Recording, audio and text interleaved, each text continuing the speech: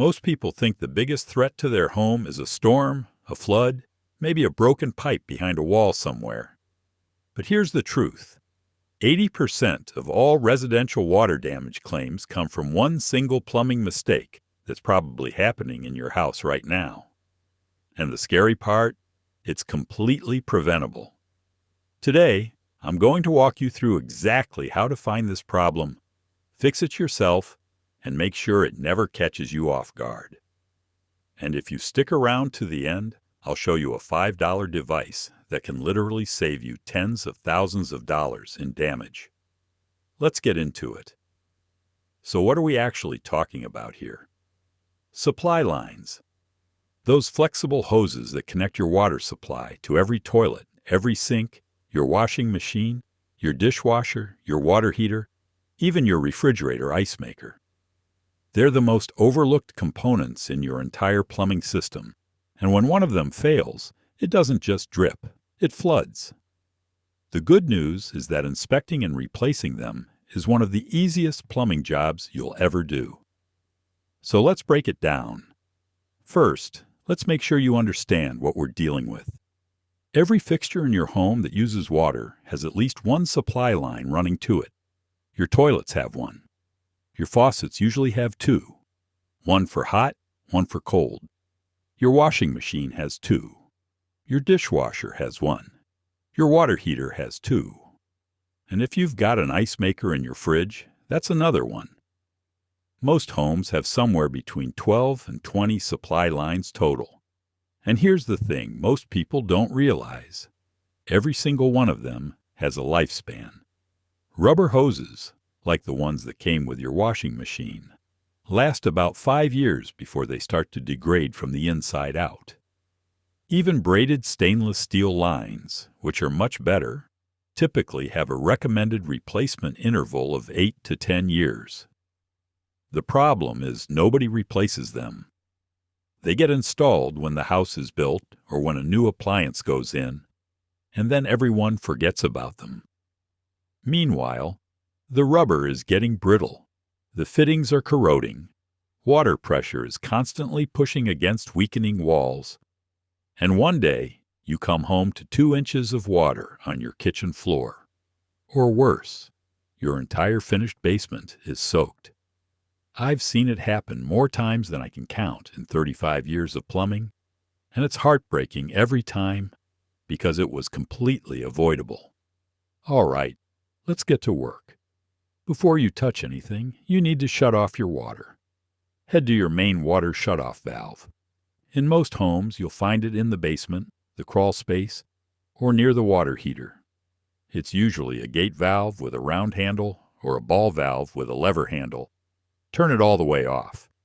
If you've got a gate valve, turn it clockwise until it stops. If it's a ball valve, rotate the lever so it's perpendicular to the pipe. Once it's off, go open a faucet on the lowest level of your home to relieve any remaining pressure in the lines. Now grab your tools. You'll need a good flashlight, an adjustable wrench, a pair of channel locks, a small bucket, and some old towels. That's it. Nothing fancy, nothing expensive. Now comes the important part, inspecting every supply line in your home. I want you to go room by room, and I mean every room that has a water connection. Start in the bathrooms. Get down under each sink and look at the 2 supply lines running up to the faucet and the one running to the toilet. What you're looking for are warning signs. On braided stainless steel lines, look for any rust or discoloration on the fittings, any dark spots or staining on the braiding itself, and any moisture around the connection points. Feel along the length of the hose. If it feels stiff or if there's any bulging, that line is ready to fail. On rubber hoses, especially washing machine hoses, the signs are even more obvious. Look for cracking, blistering, or any soft spots that give when you press on them. If the rubber feels hard and brittle instead of flexible, it's past due. Check the fittings too. If you see green or white crusty buildup around the brass connections, that's corrosion, eating away at the seal. Move to the kitchen next. Check under the sink for the hot and cold supply lines and the dishwasher connection. Then check your water heater connections and your refrigerator ice maker line. That ice maker line is a sneaky one. It's usually a skinny 1/4-inch tube running behind or under the fridge, and people forget it even exists until it springs a leak and damages the floor for weeks before anyone notices. Here's my rule of thumb. If any supply line in your home is more than 8 years old, replace it. Period. Don't wait for it to show signs of failure. If it's rubber, 5 years and it's out. I don't care if it looks fine. The failure happens from the inside where you can't see it, and by the time you notice a problem on the outside, you're already in trouble. By the way, if you are finding this helpful, you should know this is just a taste of what I have put into my book. 50 Easy Plumbing Fixes That Will Save You $10,000. It covers everything from leaky faucets to running toilets, step by step with diagrams. You can grab your copy by scanning the QR code on screen right now, or just use the first link in the description below. All right, let us keep going. Now that you know which lines need replacing, let's get the old ones out. Make sure you've got your bucket positioned under the connection you're working on, because there's always residual water in the line. Use your adjustable wrench or channel locks to loosen the nut at the shutoff valve end first. Turn it counterclockwise. Once it's loose, finish unscrewing it by hand and let any water drain into the bucket. Then do the same at the fixture end. That's the connection up at the faucet or the toilet fill valve. If a fitting is stuck and won't budge, don't force it with everything you've got. You can crack the valve or the fitting. Instead, try holding the valve body steady with one wrench while you turn the nut with another. A little penetrating oil on the threads can help too. Give it 10 minutes to soak in before you try again. Now, while you've got the old lines out, take a look at the shutoff valve itself. If it's corroded, if it was hard to turn, or if it's one of those old multi-turn gate valves, this is the perfect time to upgrade it to a 1/4-turn ball valve. That's a separate job, but it's worth mentioning because a shutoff valve that doesn't actually shut off is useless in an emergency. For your replacements, go with braided stainless steel every single time.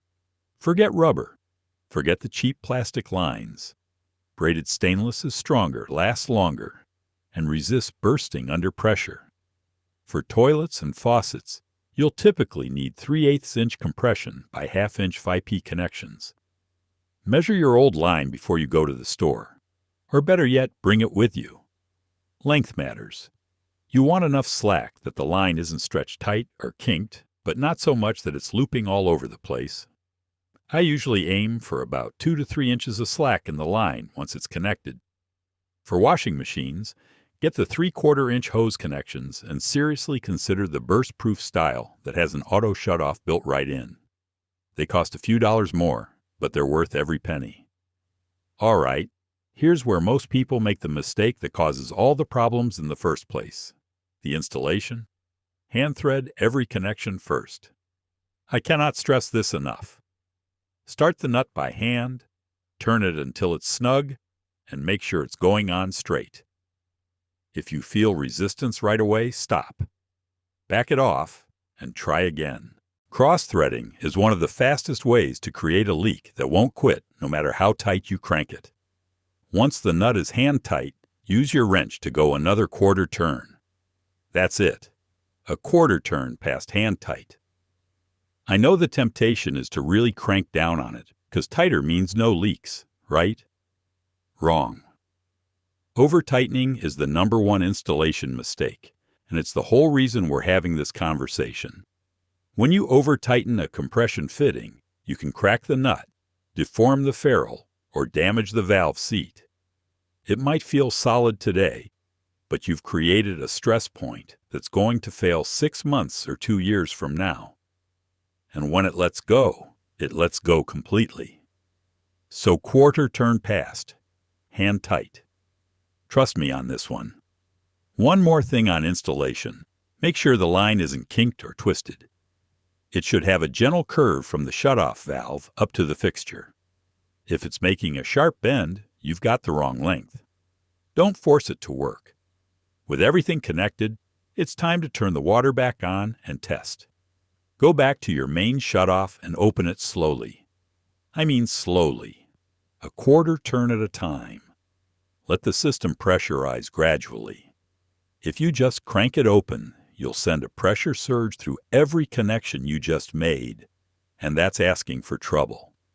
Once the water is fully on, go back to every single connection you touched. Look at each fitting closely with your flashlight. Here's my favorite trick. Take a dry paper towel and wrap it around each connection. Leave it there for a couple of minutes, then pull it off and look at it. If there's even a hint of moisture on that towel, you've got a drip.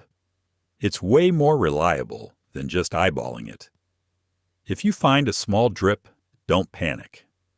Usually another eighth of a turn with your wrench will take care of it.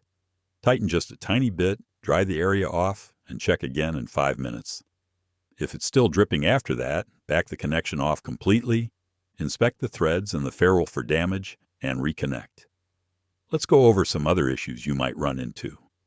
If you're getting a persistent leak, no matter how you tighten the fitting, the shutoff valve seat might be damaged. You can try replacing the valve, or in some cases a new ferrule and nut will solve it. If you hear a loud banging in your pipes after turning the water back on, that's water hammer, and it usually means air got trapped in the lines. Open all your faucets and let them run for a minute or two until the air bleeds out and the flow is steady. If you find a shutoff valve that won't close all the way, don't just ignore it and move on. A shutoff valve that doesn't shut off is a disaster waiting to happen. Replace it before you button everything back up. And if you've got a supply line that seems like it's the right size, but the threads just won't catch, double check that you're matching the correct thread types. Compression fittings and FIP fittings look similar, but they're not interchangeable. All right, here's that bonus tip I promised you at the beginning. Go buy yourself a water leak detector. You can get a basic one for about $5 at any hardware store. It's a small battery-powered disc that sits on the floor near a supply line connection. The second water touches it, an alarm goes off, loud enough to hear from anywhere in the house. I put one behind every toilet, under every sink, behind the washing machine, and next to the water heater. That's maybe $40 to cover your entire home. They also make smart versions for around $20 to $30 each that will send an alert straight to your phone, even when you're not home.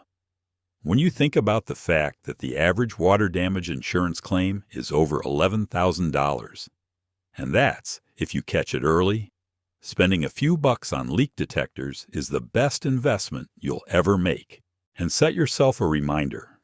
Inspect every supply line in your home once every 2 years, and replace them every 7 to 8 years, regardless of how they look. Write the installation date on each line with a permanent marker so you always know how old they are.